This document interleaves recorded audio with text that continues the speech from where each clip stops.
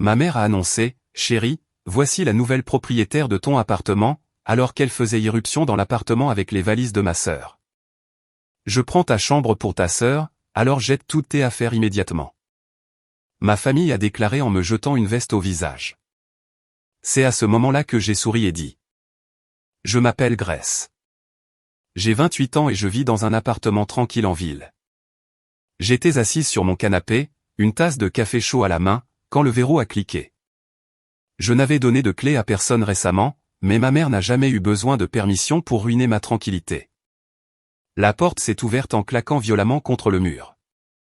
Elle était là, essoufflée et radieuse, traînant 2 grandes valises roses derrière elle. Ma jeune sœur, Chloé, la suivait, regardant mon salon comme si elle faisait du lèche-vitrine pour des meubles. Ma mère n'a pas dit bonjour. Elle n'a pas demandé comment j'allais. Elle a juste tapé des mains et désigné Chloé. Chérie, a-t-elle annoncé, sa voix résonnant dans le petit espace. Voici la nouvelle propriétaire de ton appartement. Chloé a affiché un sourire narquois. C'était le même regard de privilège que j'avais vu depuis notre enfance. Elle est passée devant moi, a laissé tomber son sac sur mon tapis propre et a commencé à toucher mes affaires. Mon cœur battait la chamade, mais je n'ai pas crié. Je n'ai pas pleuré. J'ai juste pris une gorgée de mon café et caché un petit sourire derrière la tasse, car ma mère et ma sœur avaient commis une erreur fatale. Elles pensaient que j'étais la même bonne poire qu'elles avaient exploitée pendant des années. Elles ne savaient pas ce que j'avais signé la nuit dernière. Je m'appelle Grace. J'ai 28 ans. Si vous regardiez ma vie sur papier, vous penseriez que je réussis. J'ai un emploi pour lequel j'ai travaillé dur. J'ai un compte d'épargne. J'ai un appartement en ville qui sent la vanille et les vieux livres. Mais pour ma famille, je ne suis pas Grace la femme qui réussit. Je suis Grace l'utilitaire. Je suis comme la roue de secours dans le coffre d'une voiture. Vous ne pensez pas à la roue de secours lorsque vous roulez sur l'autoroute avec la musique à fond. Vous ne polissez pas la roue de secours. Vous ne la prenez pas en photo. Vous ne vous en souvenez qu'en cas de problème. Quand vous avez un pneu crevé. Quand vous êtes bloqué au bord de la route sous la pluie, alors vous valorisez la roue de secours. Mais dès que la voiture est réparée, vous remettez le pneu dans le coffre sombre et vous oubliez son existence. C'est mon rôle. J'ai une sœur nommée Chloé. Elle a 4 ans de moins que moi. Chloé est la voiture de sport. Elle est brillante, bruyante et coûteuse. Mes parents aiment la voiture de sport. Ils passent tout leur temps à la polir, à la montrer et à s'inquiéter de sa peinture. Ma mère dit toujours, « Grace, tu es si forte. Tu es si responsable. » Pendant des années, j'ai cru que c'était un compliment. Je pensais que cela signifiait qu'elle était fière de moi. Mais je me trompais. Responsable n'était pas un compliment. C'était une description de poste. Cela signifiait que je n'avais pas besoin de soins. Cela signifiait que je n'avais pas besoin d'amour. Cela signifiait que mes ressources étaient disponibles pour eux, à récolter quand ils le voulaient. Je me souviens qu'à 24 ans, j'avais 2 emplois, un dans un café le matin et un de designer junior l'après-midi. J'étais épuisé. Mes chaussures avaient des trous dans les semelles, alors quand il pleuvait, mes chaussettes étaient mouillées. Je n'ai pas acheté de nouvelles chaussures parce que j'économisais chaque centime pour un acompte sur un appartement. Une nuit, mon téléphone a sonné à 23 heures. C'était ma mère. Elle pleurait. Grace, a-t-elle sangloté. Tu dois aider. Chloé a des problèmes. Mon cœur s'est arrêté. J'ai cru que Chloé était à l'hôpital. J'ai cru qu'elle était blessée. Qu'est-ce qui s'est passé, ai-je demandé, attrapant mes clés, prête à sortir en courant.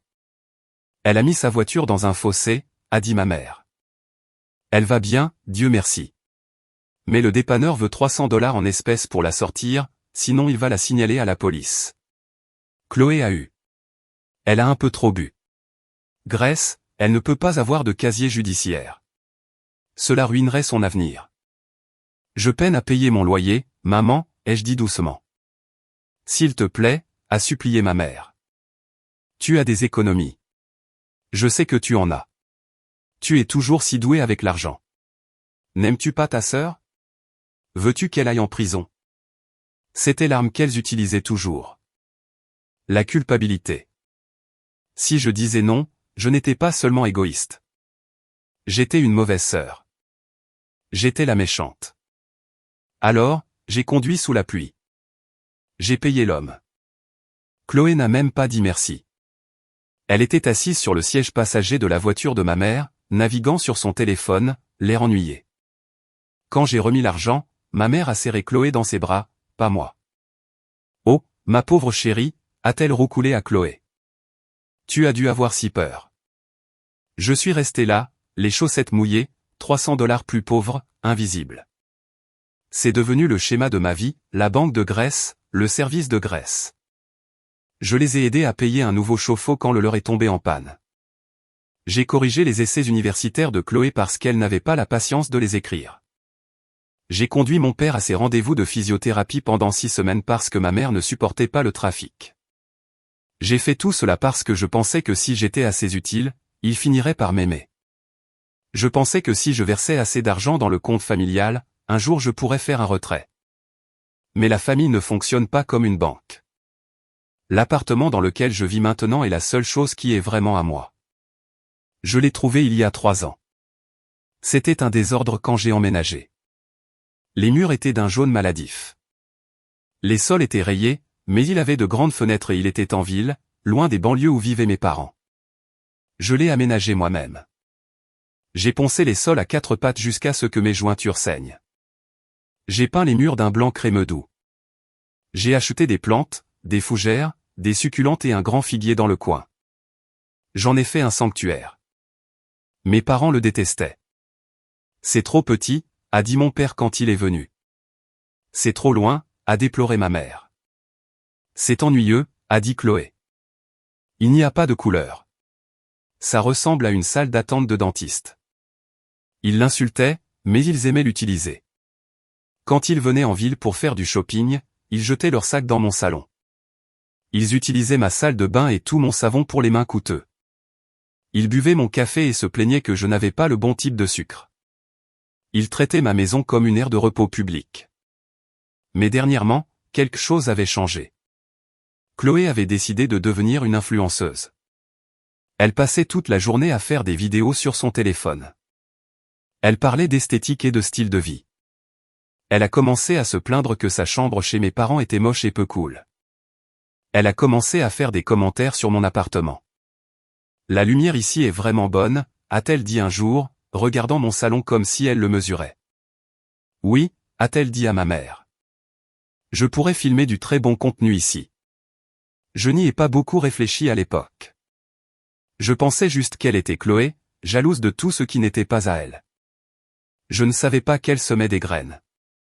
Je ne savais pas que pendant que j'étais occupé à travailler, à payer des factures et à être la bonne fille, il regardait ma vie et se demandait comment la découper et la lui servir. J'étais la fille qu'ils utilisaient. J'étais le filet de sécurité. Mais j'étais sur le point de découvrir qu'un filet de sécurité n'est utile que jusqu'à ce que vous décidiez de voler. Et ils avaient décidé que Chloé était prête à voler et que j'étais juste en travers de leur chemin. Cela s'est passé un dimanche. Le dimanche était le dîner de famille obligatoire. C'était un rituel que je redoutais toute la semaine. Mon estomac commençait à me faire mal le samedi soir. Le dimanche après-midi, j'avais une céphalée de tension qui me martelait derrière les yeux. Mais j'y allais. J'y allais toujours parce que si je ne le faisais pas, ma mère m'appelait 10 fois. Elle laissait des messages vocaux disant « Tu nous manques. Pourquoi nous es-tu? Es-tu trop bien pour ta famille maintenant ?» Il était plus facile d'y aller et de souffrir pendant 3 heures que de gérer les conséquences d'un refus. Ce dimanche-là, j'ai fini de travailler tôt. J'avais un gros projet que j'avais terminé le vendredi, donc je n'avais pas à aller au bureau. J'ai décidé de me rendre chez mes parents un peu plus tôt. Je pensais que peut-être si j'aidais ma mère à cuisiner, elle serait gentille avec moi. Je pensais que peut-être nous pourrions avoir une conversation normale avant que Chloé ne se réveille et ne prenne le contrôle de la pièce. J'ai garé ma voiture dans la rue. L'allée était pleine parce que ma tante était en visite pour le week-end et son gros SUV occupait 2 places. J'ai marché sur le trottoir.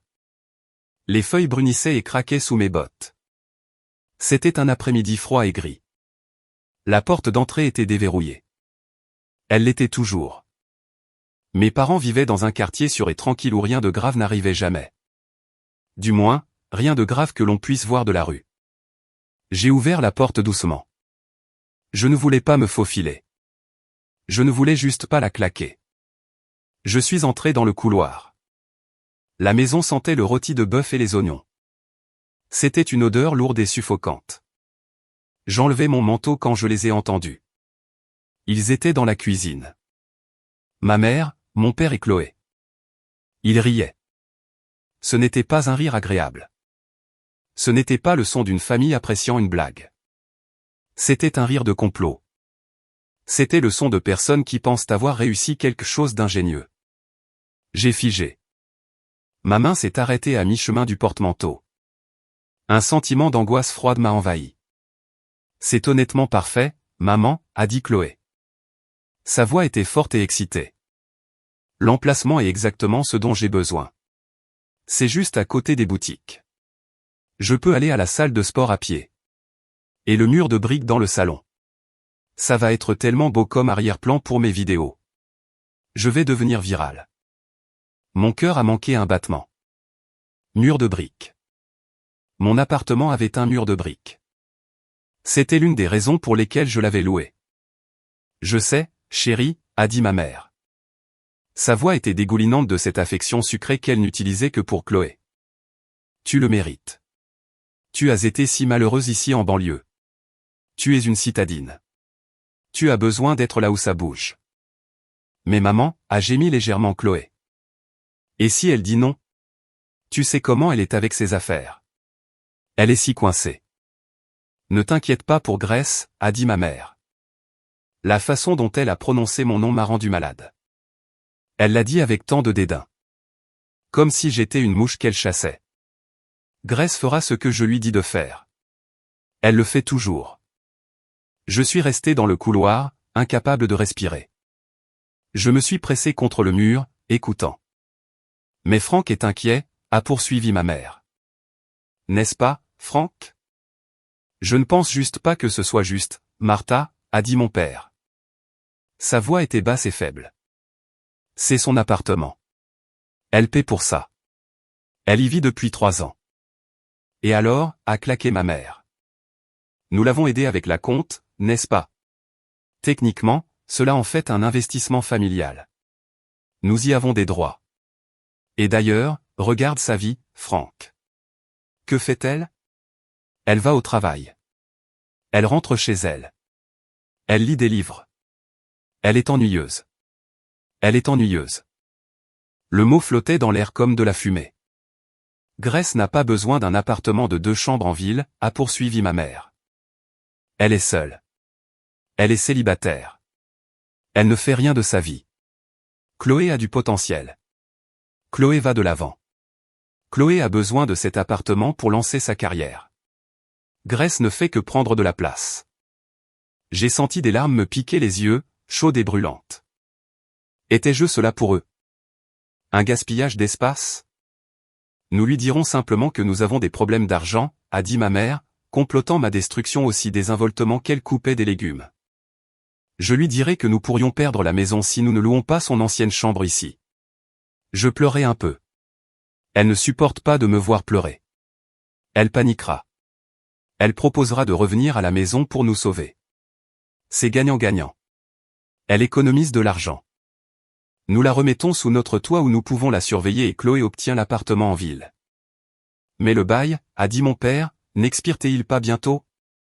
La semaine prochaine, a dit ma mère triomphalement. J'ai vérifié son courrier quand j'y suis allé mardi dernier. L'avis de renouvellement était sur le comptoir. Elle ne l'a pas encore signé. Elle attend probablement la dernière minute comme elle le fait toujours. Elle avait fouillé mon courrier. Elle avait violé ma vie privée. Alors, voici le plan, a dit ma mère. Je vais appeler le propriétaire demain. Je ferai semblant d'être Grace. J'ai toutes ces informations. Je lui dirai que je ne renouvelle pas, mais que ma sœur Chloé va reprendre le bail. Il s'en fichera tant que le chèque sera encaissé. Le temps que Grace le découvre, les démarches seront faites. Elle n'aura d'autre choix que de faire ses valises et de venir ici. Je t'aime, maman, a piaillé Chloé. tu es la meilleure. Je sais, a dit ma mère. Et ne t'inquiète pas pour Grace. Elle n'a pas besoin de limites, Franck. Elle a besoin de direction. Nous lui rendons service. Elle est seule. Elle a besoin de retourner auprès de sa famille. Je n'ai rien entendu après ça. Le bruit précipité du sang dans mes oreilles les a noyés. Ils ne me demandaient pas seulement de déménager. Ils me volaient. Ils se faisaient passer pour moi. Ils prévoyaient de me duper, de me déplacer et de me forcer à retourner dans ma chambre d'enfant pour que je puisse les servir jusqu'à ma mort. Ils ont regardé ma vie tranquille, paisible et difficilement gagnée, et ils ont décidé que ce n'était que de la matière première à consommer pour Chloé. J'ai baissé les yeux sur mes mains. Elles tremblaient violemment. Je voulais marcher dans cette cuisine et crier. Je voulais casser des choses. Je voulais les blesser comme ils me blessaient. Mais alors un étrange calme m'a envahi. C'était froid et dur comme de l'acier. Si j'y allais maintenant, je serais juste la fille hystérique. Je serais la folle. Ma mère me manipulerait mentalement. Elle dirait que j'avais mal compris. Elle dirait que j'étais dramatique. Elle me ferait douter de ma colère jusqu'à ce que je m'excuse auprès d'elle. Non, je ne pouvais pas gagner cela en criant. Je devais gagner cela par le silence. Je me suis reculé lentement. J'ai marché prudemment sur le tapis pour que les planchers ne grincent pas. J'ai atteint la porte d'entrée. Je l'ai ouverte et me suis glissé dans l'air froid. Je suis retourné à ma voiture. Je suis monté et j'ai verrouillé les portes. Je suis resté assise un instant à regarder la maison. Elle avait l'air si chaude et accueillante de l'extérieur. Les lumières étaient allumées. De la fumée sortait de la cheminée. Cela ressemblait à une maison. Mais ce n'était pas une maison. C'était une usine. Et j'en avais assez d'être le produit. J'ai enclenché la vitesse et suis parti. Je n'ai pas pleuré. Je n'ai pas regardé en arrière. La bonne fille est morte dans ce couloir. Et la femme qui est partie en voiture était quelqu'un qu'il n'avait jamais rencontré auparavant. Le trajet de retour vers la ville a été différent de tout ce que j'avais fait auparavant. D'habitude, quand je quittais la maison de mes parents, je pleurais. D'habitude, j'étais rempli de doutes. Je rejouais chaque conversation dans ma tête, me demandant ce que j'avais fait de mal. Ai-je dit la mauvaise chose? N'ai-je pas assez souri? Pourquoi sont-ils en colère contre moi? Mais cette fois, il n'y avait pas de larmes. Mes yeux étaient secs. Mes mains sur le volant étaient stables. J'ai éteint la radio. J'avais besoin de silence. J'avais besoin d'entendre mes propres pensées. Pendant 28 ans, j'avais écouté leurs pensées. J'avais laissé leur voix noyer la mienne. La voix de ma mère me disant que j'étais égoïste. La voix de mon père me disant de maintenir la paix. La voix de Chloé me disant que j'étais ennuyeuse. Mais en roulant sur l'autoroute, regardant la silhouette de la ville se rapprocher, ces voix ont commencé à s'estomper. Elles ont été remplacées par une nouvelle voix. Une voix calme et en colère. Il ne t'aime pas, a dit la voix. Il t'utilise. C'était une dure vérité. Cela avait un goût amer, comme des aspirines dissoutes dans l'eau. Mais je l'ai avalé. Je devais le faire, car si je n'acceptais pas cette vérité, je perdrais tout.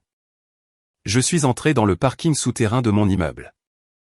Je me suis garé à ma place, la place 4 milliards. J'ai payé pour cette place. J'ai travaillé tard le soir et les week-ends pour pouvoir me l'offrir. J'ai pris l'ascenseur. Quand j'ai déverrouillé ma porte et que je suis entré, l'appartement semblait différent. Avant, c'était juste un endroit où vivre.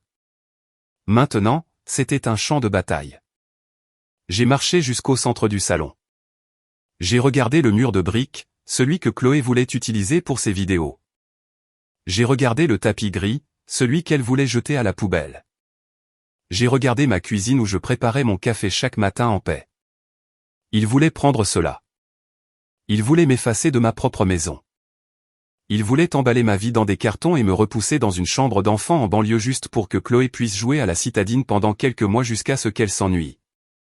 Ma mère avait dit que je n'avais pas besoin de limites, mais de direction. J'ai senti une bouffée de chaleur dans ma poitrine. C'était de la rage. Une rage pure, incandescente. J'ai une direction, ai-je dit à voix haute. Ma voix a résonné sur les murs. Ma direction est loin de vous. Je ne me suis pas assise. Je n'ai pas enlevé mes chaussures. Je suis allé directement dans ma chambre. Ma mère se moquait de moi parce que j'étais organisé. Elle me traitait de coincé parce que je gardais mes papiers en ordre.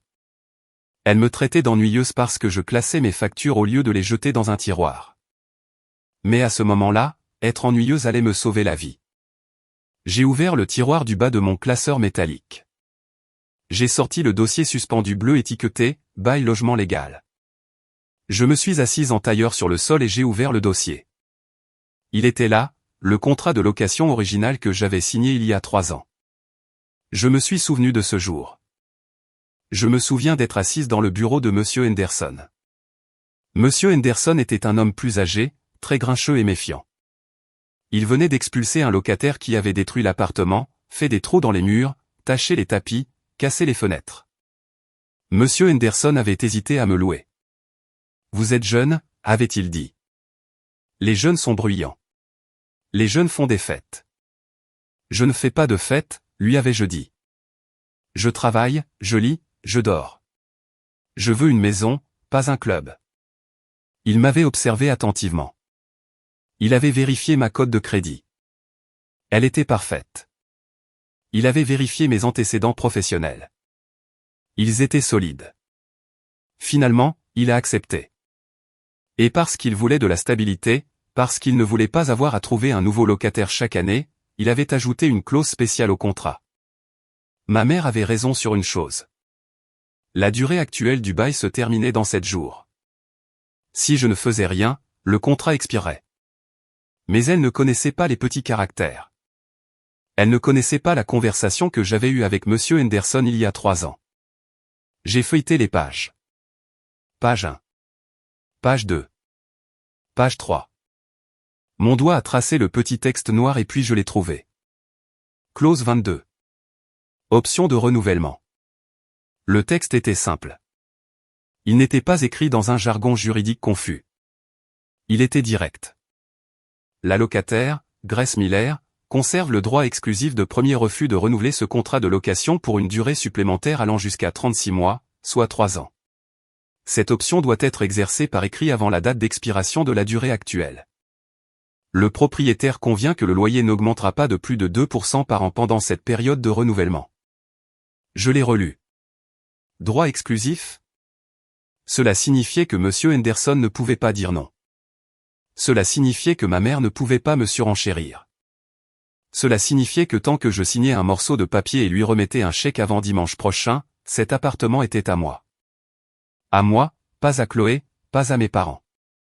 À moi. Je me suis adossé au lit. J'ai tenu le papier contre ma poitrine. Ma mère avait bâti tout son plan sur une supposition. Elle supposait que j'étais paresseuse. Elle supposait que je n'avais pas lu mon propre contrat. Elle supposait qu'elle pouvait tromper le propriétaire parce qu'elle pensait être plus intelligente que tout le monde. Elle avait tort. J'ai regardé autour de ma chambre. Pour la première fois depuis des heures, mon rythme cardiaque a ralenti. Il pensait que j'étais faible. Il pensait que j'étais la sœur douce, celle qui pleurait, celle qui se pliait. Mais ils avaient oublié quelque chose. On ne devient pas fort en étant protégé. On devient fort en portant des choses lourdes. J'avais porté leur bagage émotionnel pendant 10 ans. J'avais porté leurs secrets. J'avais porté leurs dettes.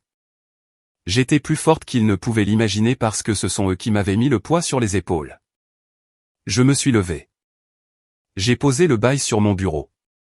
Je suis allé à la salle de bain et me suis regardé dans le miroir. J'avais l'air fatigué. Ma peau était pâle. Mes yeux étaient rouges à cause du stress. Mais il y avait autre chose dans mes yeux. Une acuité, une clarté. Je n'étais plus une victime. J'étais une stratège. J'ai lavé mon visage à l'eau froide. J'ai brossé mes cheveux. Je suis retourné dans le salon et j'ai regardé par la fenêtre les lumières de la ville. Ma mère était probablement à la maison en ce moment, riant avec Chloé. Elle regardait probablement des meubles en ligne, choisissant des choses pour mon appartement. Elle se sentait probablement si suffisante, si victorieuse. Qu'elle rit, ai-je pensé. Qu'elle planifie. Demain, le monde allait être sens dessus dessous. Je suis allé à la cuisine et je me suis préparé une tasse de thé. Je me suis assise sur le canapé que j'avais acheté avec ma propre prime. Et j'ai commencé à faire une liste. Je ne l'ai pas écrite. Je l'ai faite dans ma tête. Sécuriser la maison. Sécuriser la loi. Sécuriser la preuve. Couper les ponts. J'ai pris une gorgée de thé. C'était chaud et réconfortant. Je n'avais plus peur. J'étais prête. Le lendemain matin, je me suis réveillé à 6 heures. Je n'avais pas besoin de réveil. Mon corps vibrait d'adrénaline. J'ai appelé mon patron à 8 heures. J'ai besoin de prendre un jour personnel, ai-je dit. Tout va bien, Grace, a-t-elle demandé. Elle semblait inquiète. Je ne prenais jamais de jour de congé. Oui, ai-je dit. J'ai juste une affaire familiale urgente à régler. Ce n'était pas un mensonge. C'était une affaire. Et elle allait être très urgente pour ma famille. Je me suis habillé avec soin. J'ai mis mon meilleur blazer, le noir qui me faisait me sentir puissante. J'ai mis mes talons. Je ne m'habillais pas pour une journée paresseuse à la maison. Je m'habillais pour la guerre. À 9 heures, je suis entré dans le bureau de gestion locative au rez-de-chaussée. Monsieur Henderson était là, assis derrière son bureau, mangeant un donut. Il a levé les yeux, surpris de me voir. Grace, a-t-il dit, essuyant du sucre de sa lèvre. L'évier fuit encore? Non, monsieur Henderson, ai-je dit. Je me suis assise sur la chaise en face de lui. J'ai posé ma copie du bail sur son bureau. Je suis ici pour exercer mon option selon la clause 22. Il a regardé le papier, puis moi. Le renouvellement? Oui, ai-je dit. Je veux renouveler pour les 3 ans complets. Il a haussé les sourcils. 3 ans? Vous êtes sûr? La plupart des jeunes de votre âge veulent déménager, se marier, acheter une maison. Je suis très sûr, ai-je dit. C'est ma maison. Je ne déménage pas. Eh bien, a-t-il dit en haussant les épaules. Vous êtes la meilleure locataire que j'ai. Le loyer est toujours à l'heure. L'endroit est propre. Je serais heureux de vous garder. Il a sorti un formulaire de son tiroir. Contrat de renouvellement standard. Même terme avec l'ajustement de 2% que nous avons convenu. J'ai signé le papier. Ma main n'a pas tremblé. L'encre a coulé doucement sur la page. Grace Miller. Cela ressemblait à une signature sur une déclaration d'indépendance. Je lui ai fait un chèque pour les frais de renouvellement. Il a estampillé le document, payé et exécuté. Puis-je avoir une photocopie de cela tout de suite, ai-je demandé avec le tampon de la date. Bien sûr, a-t-il dit. Il m'a tendu la copie. Je l'ai tenue dans mes mains. Ce n'était qu'un morceau de papier, mais il semblait plus lourd que de l'acier. C'était un bouclier. C'était un mur. Encore une chose, monsieur Henderson, ai-je dit. Ma mère. Elle pourrait vous appeler. Il a froncé les sourcils. Votre mère? Oui, ai-je dit. Elle a quelques confusions concernant ma situation de logement. Si elle appelle ou si quelqu'un appelle en prétendant être moi, sachez que je n'ai autorisé personne d'autre à parler en mon nom. Je suis la seule locataire. Monsieur Henderson m'a regardé par-dessus ses lunettes. C'était un homme grincheux, mais il n'était pas stupide. Il a vu la tension dans ma mâchoire. Je ne parle qu'à la personne figurant sur le bail, a-t-il grommelé. Et c'est vous. Ne vous inquiétez pas. Merci, ai-je dit. La première étape était faite. La forteresse était sécurisée. Je suis sorti du bureau et je suis monté dans ma voiture. Je me suis rendu à un cabinet d'avocats du centre-ville. Mon ami Marcus y travaillait. Nous avions fait l'université ensemble. Marcus était l'opposé de moi. Il était bruyant, opiniâtre et coriace. Il me disait depuis des années que ma famille était toxique. Je n'avais jamais écouté. Je les avais toujours défendus. Ils m'aiment juste trop, disais-je. Ils ne le pensent pas, disais-je. Aujourd'hui, j'en avais fini avec les excuses. Je suis entré dans son bureau. Il a levé les yeux de son ordinateur.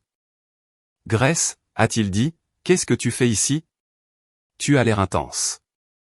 J'ai besoin d'une faveur, ai-je dit. Une légale. Je lui ai tout raconté.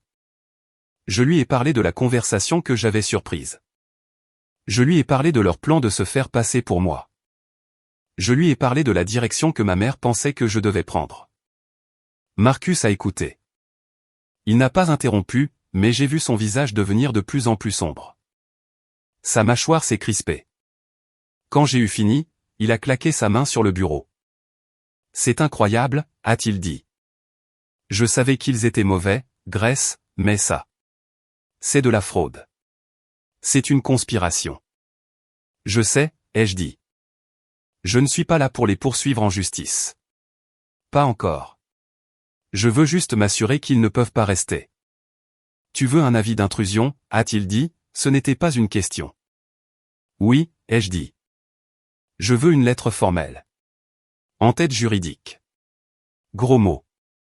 Je veux qu'ils sachent que s'ils refusent de quitter mon appartement, la police sera impliquée. Je vais le faire tout de suite, a dit Marcus.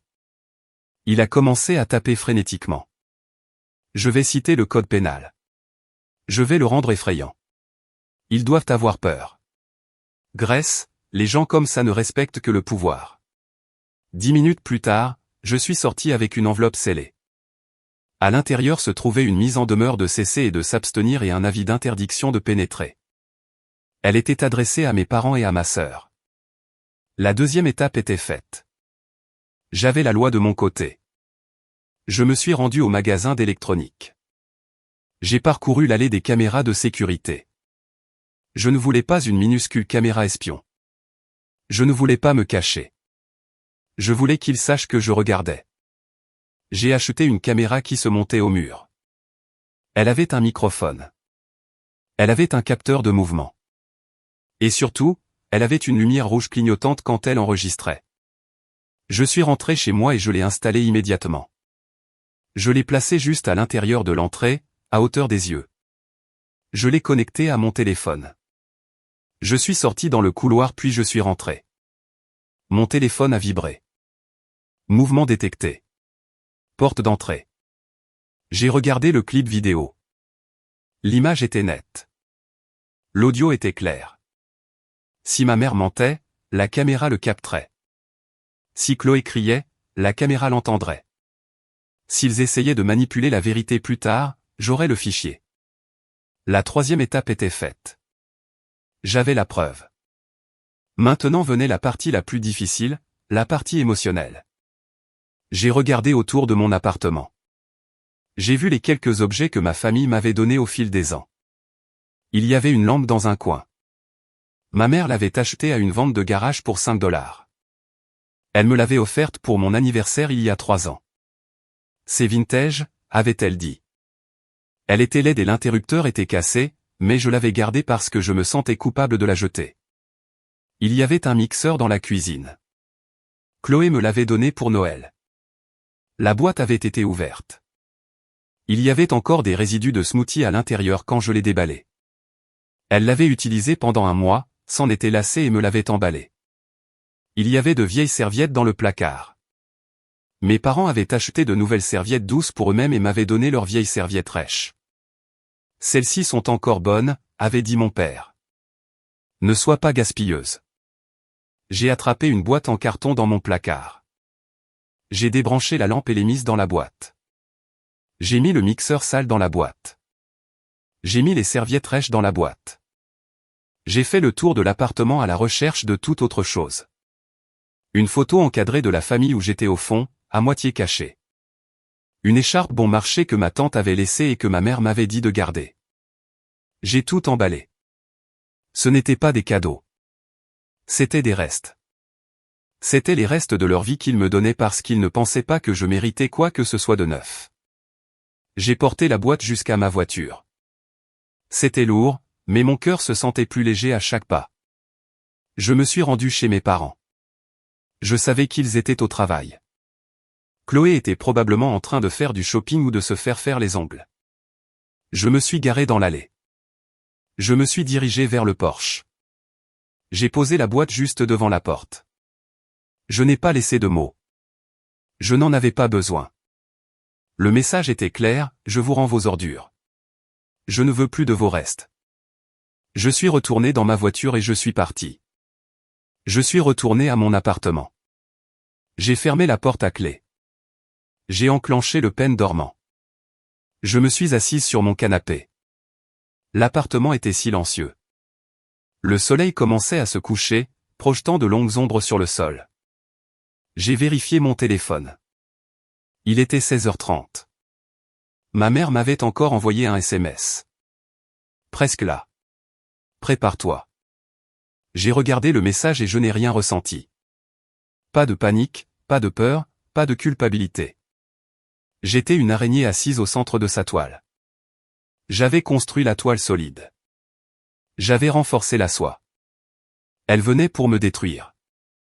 Mais elle ne savait pas que j'avais passé les dernières 24 heures à transformer ma maison en forteresse. Je me suis versé un verre d'eau. Je l'ai posé sur le dessous de verre. J'ai regardé la lumière rouge de la caméra clignoter. Clignotement, clignotement, clignotement. Allez, ai-je murmuré. J'étais prête pour elle. La clé a tourné dans la serrure à 17h15. J'étais assise dans mon fauteuil préféré, celui qui faisait face à la porte. Mon ordinateur portable était ouvert sur mes genoux, mais l'écran était sombre. Mes mains étaient calmement posées sur le clavier. J'avais pratiqué ma respiration pendant la dernière heure. Inspirer pendant 4 temps, retenir pendant 4, expirer pendant 4. La porte s'est ouverte avec force. Ma mère ne se contentait pas d'ouvrir les portes, elle les conquérait. Elle est entrée, apportant avec elle une rafale d'air froid et son parfum envahissant. Chloé était juste derrière elle, traînant 2 énormes valises roses. Les roues ont grondé bruyamment sur le seuil et sur mon parquet. Elles étaient radieuses. C'était écœurant. Elles ressemblaient à des touristes arrivant dans un complexe hôtelier. Surprise, a crié ma mère, écartant les bras. Elle attendait ma réaction. Elle s'attendait à la confusion puis à la conformité. Je ne me suis pas levé. Je n'ai pas souri. Je les ai juste regardés. Bonjour, maman, ai-je dit. Ma voix était plate. Bonjour, Chloé. Chloé ne m'a même pas regardé. Elle a lâché la poignée de la valise et s'est immédiatement dirigée vers la cuisine. Oh, Grace, pourquoi le comptoir est-il si encombré? Nous allons devoir tout débarrasser. Mon machine à espresso arrive demain. Elle emménageait déjà. Elle n'avait même pas demandé. Elle réorganisait ma vie dans sa tête avant même d'avoir enlevé son manteau. Ma mère s'est dirigée vers moi, son sourire vacillant légèrement devant mon manque d'enthousiasme. Oh, arrête d'être si morose, Grace. Nous avons de merveilleuses nouvelles. Des nouvelles incroyables. Elle s'est assise sur ma table basse juste devant moi, envahissant mon espace personnel. Elle a posé une main sur mon genou. J'ai résisté à l'envie de tressaillir. Nous avons réfléchi, a-t-elle commencé, utilisant sa voix de mère attentionnée. C'était une performance. Tu as tellement travaillé. Tu as l'air fatigué, chérie. Vraiment fatigué. Et nous avons réalisé que tu as besoin d'une pause. Tu as besoin de rentrer à la maison. À la maison, ai-je demandé. Je suis à la maison. Non, idiote, a-t-elle ri, agitant sa main d'un geste dédaigneux. Je veux dire, la vraie maison, avec nous. Tu nous manques et cette vie citadine. C'est tellement stressant, tellement cher. Papa et moi avons décidé que nous voulions que tu retournes dans ton ancienne chambre pendant un moment. Économise de l'argent, mange ma cuisine. Elle a fait une pause pour l'effet. Et comme l'appartement sera vide, Chloé va le reprendre juste pour un moment pour l'aider à démarrer. C'est parfait, a crié Chloé depuis la cuisine. Elle ouvrait mes placards maintenant. Grace, tu n'as sérieusement pas de lait d'avoine? Peu importe. J'achèterai le mien. Ma mère a serré mon genou. Tu vois, ça marche pour tout le monde. Tu es prise en charge, et Chloé a une chance de briller. Nous t'aiderons à faire tes cartons ce week-end. Tu pourras être parti d'ici le 1er du mois. Ce n'était pas une question. C'était un ordre enveloppé de fausses sollicitudes. J'ai regardé la main de ma mère sur mon genou. Puis j'ai regardé son visage. J'ai vu la manipulation dans ses yeux. Elle ne s'inquiétait pas de ma fatigue. Elle voulait juste mon appartement. Non, ai-je dit. Le silence est tombé dans la pièce. Ma mère a cligné des yeux. Quoi? Non, ai-je répété. Je ne déménage pas. Je ne suis pas fatigué et Chloé ne prend pas mon appartement. Le visage de ma mère a changé instantanément. La chaleur s'est évaporée. Ses yeux se sont rétrécis en fente. Excuse-moi. Je ne pense pas que tu comprennes, Grace. Nous ne demandons pas. Nous avons besoin que cela se produise. Ton père et moi avons décidé. Vous ne décidez pas, ai-je dit. Vous ne vivez pas ici. Chloé est revenue dans le salon, l'air ennuyé. Maman, dis-lui d'arrêter d'être égoïste. J'ai déjà dit à mes abonnés que je déménageais en ville. Je ne peux pas passer pour une menteuse. Grace, a dit ma mère, sa voix tombant à un ton dangereusement bas. Ne sois pas difficile. Après tout ce que nous avons fait pour toi, nous t'avons aidé à obtenir cet endroit. Nous sommes ta famille. Tu nous dois. Je ne vous dois rien, ai-je dit calmement. Petite ingrate. Ma mère s'est levée, le visage rouge de colère. Cet appartement est pratiquement le nôtre. Nous avons payé la compte. Vous avez payé $500 il y a 5 ans, ai-je dit. J'ai payé $60 000 de loyer depuis. Ça n'a pas d'importance, a-t-elle crié. Le bail se termine la semaine prochaine. Nous savons. J'ai appelé le propriétaire il y a des semaines en me faisant passer pour toi pour demander la date. Nous savons qu'il expire et que tu ne le renouvelles pas. Nous le mettons au nom de Chloé. Elle a avoué. Elle a avoué la fraude. En fait, ai-je dit, attrapant le dossier sur la table d'appoint. C'est là que tu te trompes. J'ai pris le dossier. Je ne l'ai pas encore ouvert. Je l'ai juste tenu. Chloé, ai-je dit, en regardant ma sœur. Ne déballe pas ce sac. Tais-toi, Grace, a ricané Chloé. Maman a dit que je pouvais avoir la chambre. Va emballer tes vêtements ennuyeux. Ma mère s'est approchée, me dominant. Tu feras ce qu'on te dit, Grace. Ou que Dieu me vienne en aide. Tu ne seras plus la bienvenue dans cette famille. J'ai regardé la caméra près de la porte. La petite lumière rouge clignotait régulièrement. Clignotement, clignotement, clignotement. Elles étaient tombées directement dans la toile de l'araignée. Avez-vous terminé, ai-je demandé. Ma mère a semblé confuse par mon ton. Elle s'attendait à des larmes. Elle s'attendait à ce que je m'effondre. Elle ne savait pas comment gérer cette version de moi. J'ai dit. Je me suis levé lentement, à sa hauteur. Avez-vous terminé de crier dans ma maison? Ta maison? Elle a ri, un son dur et aboyant. C'est pratiquement la maison de Chloé maintenant. J'ai ouvert le dossier. J'ai sorti le papier blanc et net avec la signature à l'encre bleue en bas. Je l'ai tenu en l'air pour qu'elles puissent toutes les deux le voir. Ceci, ai-je dit, ma voix stable et claire, est un accord de renouvellement de bail. Ma mère l'a louché. Chloé a arrêté de mâcher son chewing-gum. Je l'ai signé hier matin, ai-je continué. Monsieur Henderson l'a contresigné. J'ai exercé mon option en vertu de la clause 22. Cet appartement est légalement loué à moi, Grace Miller, pour les 3 prochaines années. Le loyer est payé. Le contrat est contraignant. J'ai baissé le papier, mais je ne l'ai pas posé. Alors, ai-je dit, le bail n'expire pas la semaine prochaine. Il n'est pas disponible pour Chloé. Il est à moi, et je ne déménage pas. Ma mère a figé. Sa bouche s'est ouverte, mais aucun son n'est sorti. Elle ressemblait à un poisson haletant. Le scénario qu'elle avait échafaudé, celui où elle claquait des doigts et j'obéissais, venait de s'écrouler contre le mur de la réalité légale. Tu quoi, a-t-elle murmuré. Je l'ai renouvelé, ai-je dit. Pour 3 ans. Sale menteuse, a crié Chloé. Elle s'est jetée en avant, le visage déformé par une crise de colère. Tu savais que je le voulais. Tu as fait ça exprès. Oui, ai-je dit. Je l'ai fait. Comment oses-tu, a hurlé ma mère. La fausse douceur avait entièrement disparu maintenant. Elle était un monstre. Comment oses-tu agir dans mon dos? Je suis ta mère. Je t'ai dit quel était le plan. J'ai entendu votre plan, ai-je dit. Dimanche, je vous ai entendu dire à papa que je n'avais pas besoin de limites. J'avais besoin de direction. Je vous ai entendu dire que j'étais ennuyeuse et que je devais justement remettre. Le visage de ma mère est devenu pâle. Elle a réalisé que je savais tout.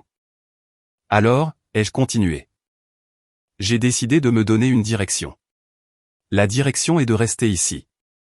J'appellerai le propriétaire, a menacé ma mère. Je lui dirai que tu es instable. Je lui dirai d'annuler ça. Vous pouvez essayer, ai-je dit, mais il me connaît. Il m'apprécie, et contrairement à vous, je paie réellement mes factures. J'ai besoin de cet appartement, a crié Chloé. Elle pleurait maintenant. De grosses larmes de colère, laides. Ma carrière en dépend. Je ne peux plus vivre en banlieue. Je suis une influenceuse. J'ai besoin de l'esthétique de la ville. Alors trouve un travail et loue en un, ai-je dit, comme je l'ai fait. Maman, a gémi Chloé, se tournant vers sa protectrice. Arrange ça. Fais-la partir. Ma mère a tourné sa fureur vers moi. Ses yeux étaient froids, remplis d'une haine que je n'avais jamais voulu voir mais que j'avais toujours soupçonné d'être là. Tu es égoïste, a-t-elle sifflé. Tu es une fille égoïste et jalouse. Tu as toujours été jalouse de Chloé parce qu'elle brille et pas toi. Tu essaies de saboter ta sœur parce que tu es amère. Je ne suis pas jalouse, ai-je dit. Je suis juste fatiguée d'être utilisée. Si tu n'annules pas ce bail, a dit ma mère, s'approchant, son doigt pointé vers mon visage. Si tu ne l'appelles pas tout de suite et ne lui dis pas que c'était une erreur. Nous en avons fini. Tu m'entends? Papa et moi te couperons les vivres. Plus de dîner de famille. Plus de Noël. Tu seras seul. C'était la menace ultime. L'arme qu'elle avait utilisée pour me contrôler toute ma vie. La peur de l'abandon. Mais debout là, regardant son visage déformé, regardant la crise de colère enfantine de Chloé, j'ai réalisé quelque chose. J'étais déjà seul. Même quand j'étais avec elle, j'étais seul. J'étais une servante, pas un membre. D'accord, ai-je dit. Ma mère a cligné des yeux. D'accord, tu le feras. Non, ai-je dit. Je veux dire, d'accord, couper les ponts. Le silence qui a suivi était assourdissant. Quoi, a-t-elle murmuré. J'accepte vos conditions, ai-je dit. Si le prix d'appartenir à cette famille est de vous laisser m'abuser et voler ma maison, alors je ne veux plus faire partie de la famille. Je me suis dirigé vers la table d'appoint et j'ai pris le deuxième document que Marcus avait préparé. Ceci est un avis formel d'intrusion, ai-je dit. Intrusion? Ma mère a ri nerveusement. Ne sois pas ridicule. Nous sommes la famille. Plus maintenant, ai-je dit. Vous venez de me couper les ponts, vous vous souvenez? Alors maintenant, vous êtes des étrangers chez moi. Des étrangers qui crient et refusent de partir. J'ai pointé la caméra près de la porte. Cette caméra a enregistré tout depuis que vous êtes entré, ai-je dit. Elle a l'audio et la vidéo. Elle vous a enregistré en train d'admettre la fraude. Elle vous a enregistré en train de me menacer, et elle vous enregistre en ce moment en train de refuser de partir après que le locataire principal vous l'ait demandé. Elles ont toutes deux tourné la tête pour regarder la lumière rouge clignotante. Tu nous as enregistrés? Ma mère a halté. Elle avait l'air horrifiée. Pas à cause de ce qu'elle avait fait, mais parce qu'elle avait été prise en flagrant délit. Oui, ai-je dit. Et si vous ne prenez pas ces valises et ne sortez pas par cette porte dans les 2 prochaines minutes, j'enverrai les images à la police. Et Chloé, j'ai regardé ma sœur. Je les publierai en ligne. Je pense que vos abonnés adoreraient voir la véritable esthétique de votre famille. Chloé est devenue blanche. Sa réputation était la seule chose qui lui importait. Maman, a murmuré Chloé, tirant sur la manche de ma mère. Maman, la caméra. Allons-y. Ma mère m'a regardé une dernière fois. Elle a cherché la petite fille effrayée qu'elle avait l'habitude d'intimider. Elle a cherché la fille qui avait besoin de son approbation. Elle ne l'a pas trouvée. La dynamique de pouvoir dans la pièce a changé si violemment que j'ai presque pu sentir la pression de l'air changer. Il y a quelques minutes, elles étaient les conquérantes, marchant pour revendiquer leur territoire. Maintenant, elles étaient les intruses, se précipitant pour battre en retraite. Le visage de ma mère a traversé un kaléidoscope d'émotions. Choc, rage, incrédulité, et finalement peur. Elle a réalisé que je ne bluffais pas. Elle a réalisé que pour la première fois en 28 ans, elle n'avait absolument aucun pouvoir sur moi. « Tu ferais ça ?» a-t-elle demandé doucement. « Tu humilierais ta propre sœur en ligne ?» Vous étiez prête à me rendre sans abri, ai-je répondu. Je me protège simplement. Je suis ta mère, a-t-elle dit, sa voix tremblante. C'était une dernière tentative pour tirer la corde de la culpabilité. Alors agis comme telle, ai-je dit. Elle m'a fixé un long moment. J'ai soutenu son regard. Je n'ai pas baissé les yeux. Je n'ai pas présenté d'excuses. Bien, a-t-elle craché. Le venin était de retour. Bien, et ton stupide appartement. Garde ta petite vie misérable. Mais ne reviens pas ramper vers nous quand tu réaliseras que personne d'autre ne veut de toi. Je ne le ferai pas, ai-je dit. Elle s'est retournée brusquement, son manteau fouettant l'air. Chloé, prends tes affaires. Chloé m'a regardé avec une haine pure. Je te déteste, a-t-elle sifflé. Tu as tout gâché. Je n'ai rien gâché, ai-je dit calmement. Je t'ai juste empêché de voler. Chloé a attrapé les poignets de ses valises. Elle les a tirées si fort que l'une d'elles a basculé. Elle a dû lutter pour la redresser, l'air maladroit et stupide. Il n'y avait aucune grâce dans leur sortie. Elles ont marché vers la porte. Ma mère s'est arrêtée, la main sur la poignée. Elle a regardé l'appartement, les hauts plafonds, la lumière, la vie qu'elle voulait arracher pour son enfant préféré. Tu es une fille au cœur froid, Grèce, a-t-elle dit. Je ne sais pas d'où tu viens. Je viens de vous, ai-je dit. J'ai appris à survivre grâce à vous. Elle a claqué la porte. Le son a résonné dans l'appartement, puis le silence. Je suis resté là longtemps. Mon cœur battait contre mes côtes comme un oiseau piégé. Mes mains tremblaient à nouveau. L'adrénaline s'estompait, me laissant étourdi et faible. Je me suis dirigé vers la porte et j'ai enclenché le peine dormant. Clic. Puis la chaîne de sécurité a glissé. Je suis allé à la fenêtre. J'ai jeté un coup d'œil à travers les stores. Je les ai vus dans la rue. Ma mère gesticulait sauvagement, criant sur Chloé. Chloé pleurait, donnant des coups de pied aux pneus de leur voiture. Elles avaient l'air chaotiques. Elles avaient l'air misérables. Elles sont montées dans la voiture et sont parties. J'ai expiré un souffle que j'avais l'impression de retenir depuis des jours. Je suis entré dans la cuisine. J'ai vu la porte du placard que Chloé avait laissée ouverte. Je l'ai fermée doucement. J'ai vu le tapis sur lequel ma mère avait marché avec ses chaussures. Je le passerai l'aspirateur plus tard.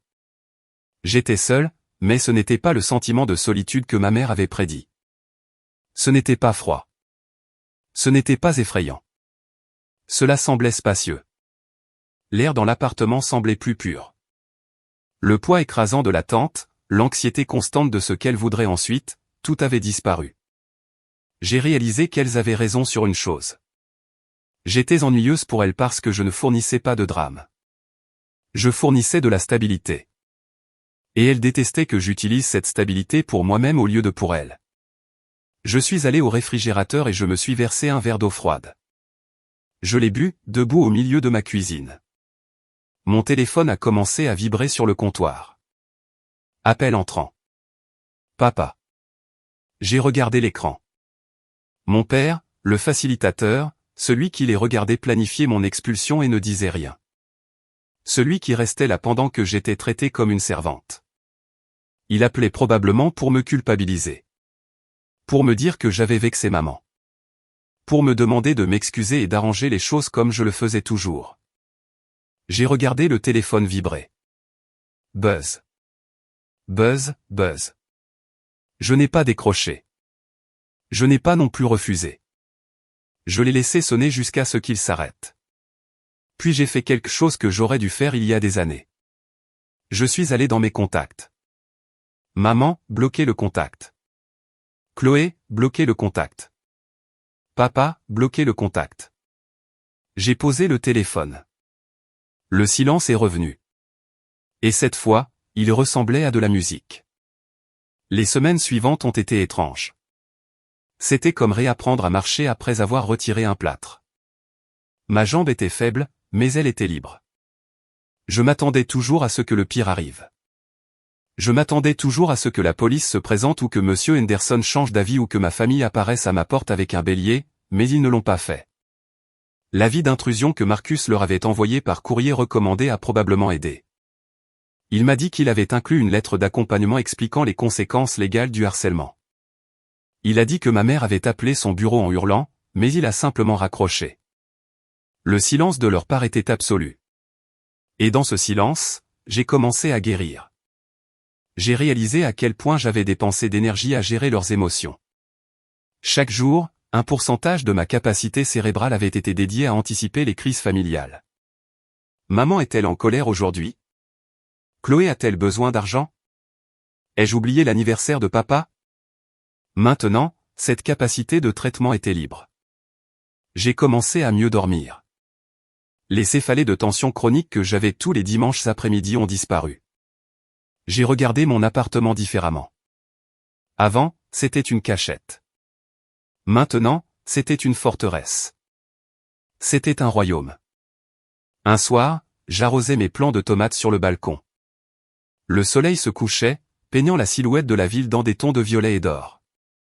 J'ai entendu frapper à la porte. Mon estomac s'est serré. Les vieilles habitudes ont la vie dure. Était-ce eux? J'ai vérifié le moniteur de la caméra.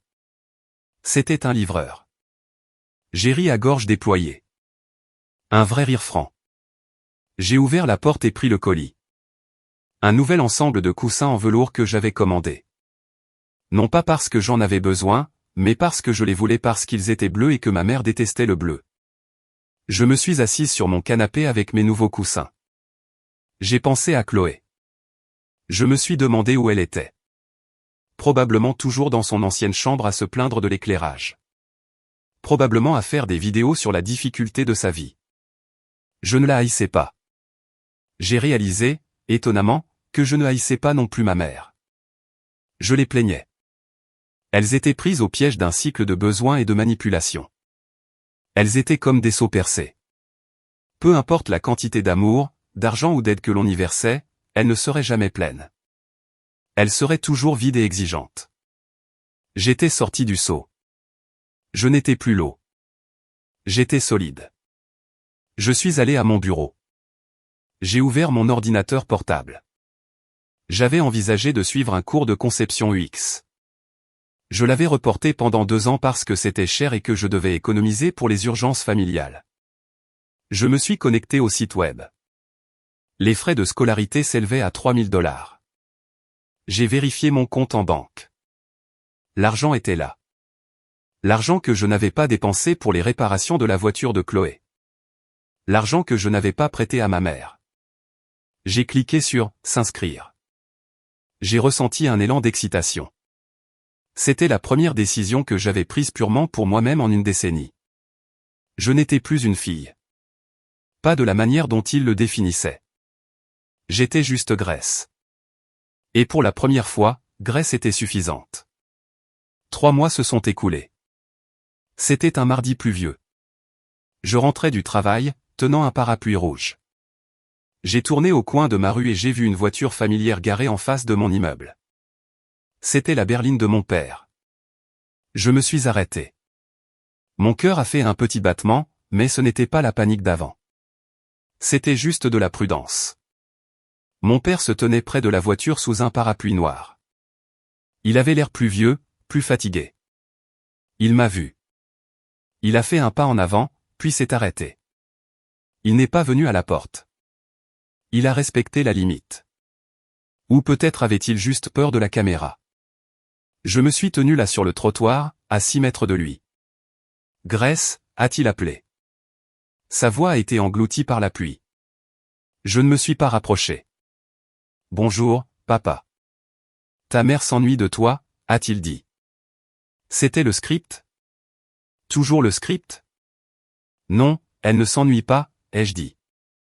Elle s'ennuie du contrôle. Il a baissé les yeux vers ses chaussures.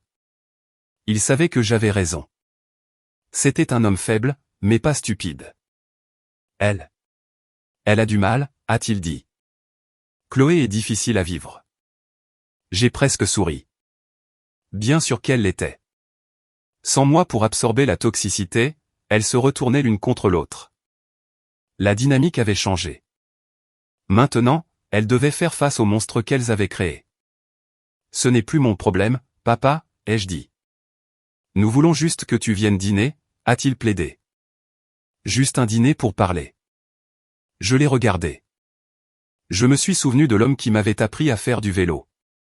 Mais je me suis aussi souvenu de l'homme qui était assis à la table de la cuisine pendant que sa femme prévoyait de me rendre sans abri. Je ne peux pas, ai-je dit. Pourquoi, a-t-il demandé. Nous punis-tu encore?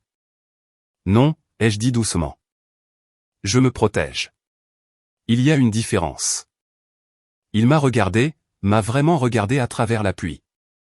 Il a vu le nouveau manteau que je portais. Il a vu la façon dont je me tenais droite, non pas voûtée. Il a vu que je ne cherchais pas sa permission. Tu ne reviendras pas, n'est-ce pas, a-t-il demandé doucement. Non, ai-je dit. Je ne reviendrai pas. Il a hoché la tête lentement. Il avait l'air triste mais résigné. Il est remonté dans sa voiture. Il n'a pas fait de signe de la main. Il est juste parti. J'ai regardé les feux arrière s'estomper dans la brume grise. C'était le dernier lien coupé. Ça a fait un peu mal, une petite piqûre aiguë, mais ensuite c'est parti. Je me suis retourné et je suis entré dans mon immeuble.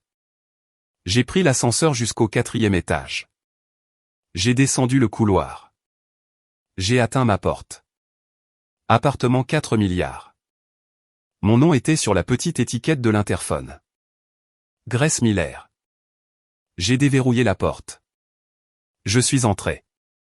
Il faisait chaud. Ça sentait la vanille et les vieux livres. La lumière de la caméra clignotait un salut amical. J'ai enlevé mon manteau mouillé. J'ai enlevé mes chaussures. Je suis allé à la fenêtre et j'ai regardé la ville. Les lumières s'allumaient. Des milliers de petites balises dans l'obscurité. J'ai pensé au bail dans le classeur. 3 ans. 3 ans de paix. 3 ans de mon propre argent. 3 ans de dimanche soir passés à lire. Au lieu d'être insulté, j'ai touché la vitre froide de la fenêtre. Je ne vous appartiens plus, ai-je murmuré à la pluie, à la voiture qui était partie. Au fantôme de ma famille. J'appartiens à moi. Je me suis détourné de la fenêtre et je suis entré dans ma cuisine pour préparer le dîner, juste pour une.